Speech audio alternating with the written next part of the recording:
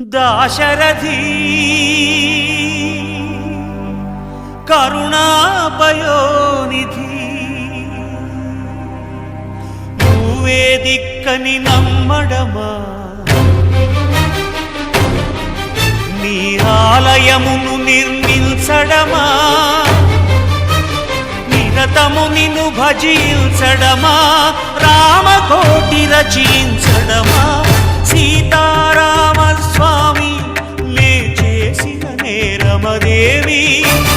నీ దయ చూపవదేమి నీ దర్శనమీయవిదేమి దాశరథి కరుణాపయో